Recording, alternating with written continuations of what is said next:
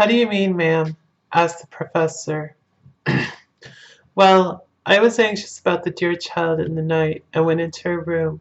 She was sleeping soundly, so soundly that even my coming did not wake her.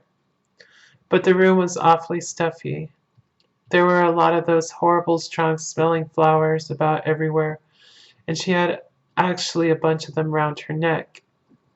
I feared that the heavy odor would be too much for the dear child in her weak state, so I took them all away and opened a bit of the window to let in a little fresh air. You will be pleased with her, I am sure.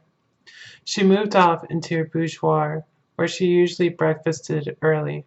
As she had spoken, I watched the professor's face and saw it turn ashen gray. He had been able to retain his self-command whilst the poor lady was present, for he knew her state and how mischievous the shock would be. He actually smiled on her as he held open the door for her to pass into her room, but the instant she had disappeared he pulled me, suddenly and forcibly, into the dining room and closed the door. Then, for the first time in my life, I saw Van Helsing break down. He raised his hands over his head in a sort of mute despair, and then beat his palms together in a helpless way.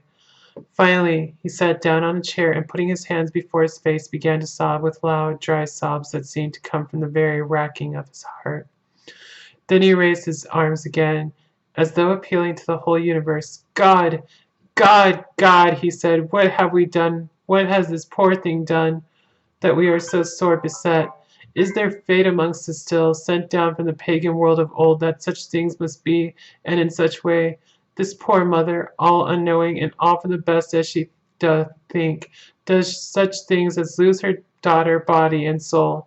And we must not tell her, we must not even warn her, or she die, and then both die. Oh, how we are beset! How are all the powers of the devils against us? Suddenly he jumped to his feet. Come, he said, come, we must see and act, devil or no devils, or all the devils at once, it matters not. We fight him all the same.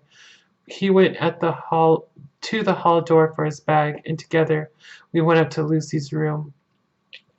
Once again I drew up the blind whilst Van Helsing went towards the bed. This time he did not start as he looked on the poor face with the same awful waxen pallor as before. He wore a look of stern sadness and infinite pity.